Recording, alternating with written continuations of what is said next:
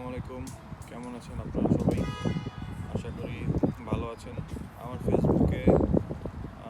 ফেসবুকে ফ্রেন্ড বা আমার বাস্তবে যারা অনেকেই সামনাসামনি ওরা বিভিন্নভাবে আমাকে হোয়াটসঅ্যাপ মেসেঞ্জারে জিজ্ঞেস করে যে ইউরোপে আসার পর আসলে সবচাইতে দ্রুত বা সহজ পদ্ধতিতে কিভাবে বৈধ হওয়া যায়।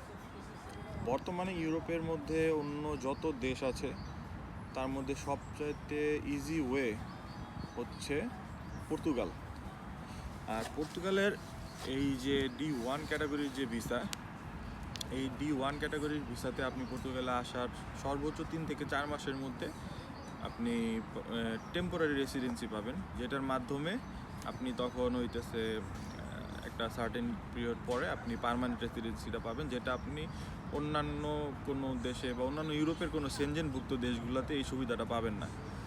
আর এত শর্ট টাইমের মধ্যে না। যারা পর্তুগালে অনেক দিন ধরে আছে, আপনার সেফ এন্ট্রি করছে, ইলিগেল এন্ট্রি করছে, তারাও হয়তো বা 1 বছর লাগতেছে অনেকের। এখন নতুন নিয়মে আবার অনেকে কোর্ট কেসের মাধ্যমে 6 মাস 7 মাস, তাও মোটামুটি একটা সময় তারা পার করতেছে, অনেক স্ট্রাগল করতেছে। বাট আপনার কিন্তু অতটাই স্ট্রাগল নাই। আপনি D1 ওয়ার্ক পারমিট ক্যাটাগরি ভিসাতে যদি পর্তুগালে আসেন, আপনি 3 মাস সর্বোচ্চ 4 মাস এর মধ্যে আপনি কার্ড পেয়ে যাবেন।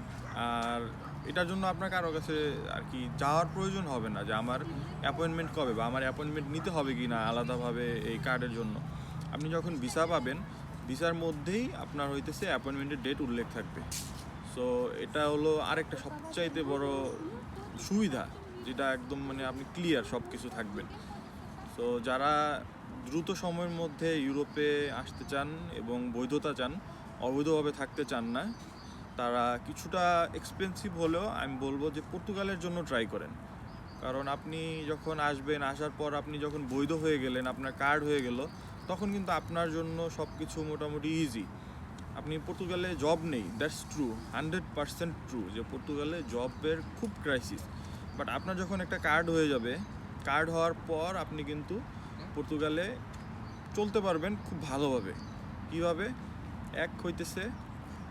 আপনি উবার, গ্লোবো বা এই ধরনের যে ডেলিভারি সার্ভিসগুলো আছে সেগুলো করবেন। এগুলো করলে আপনি অ্যারাউন্ড অ্যাটলিস্ট মাসে 1800, 1600, 1700, 1800 আপনি রাখতে পারবেন সব খরচ শেষ করে। আপনার সব খরচ শেষ করে না, বাট আপনার 1600, 1700, 1800 ইউরো আপনি আর্ন করতে পারবেন। সো মোটামুটি ভালো একটা অ্যামাউন্ট আপনার সেভিংস থাকবে।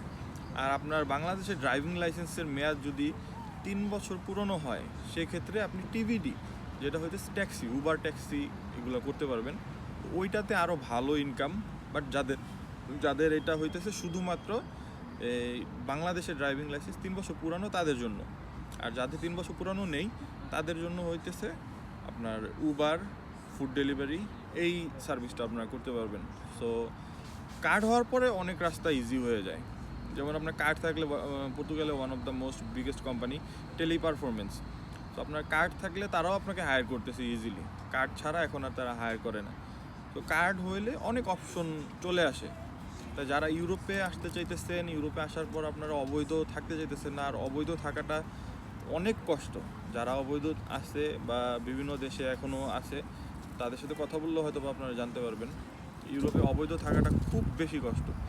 তাই আমি বলবো যে যারাই আসতে চান, ইউরোপে এসে যেন বৈধ হতে পারেন, সেভাবে আপনারা ইউরোপে আসবেন। ধন্যবাদ সবাইকে। ইনশাল্লাহ আপনাদের যদি কোনো কিছু জানার থাকে কমেন্ট করবেন, আমি চেষ্টা করবো অ্যান্সার দেওয়ার জন্য। আসসালামু আলাইকুম।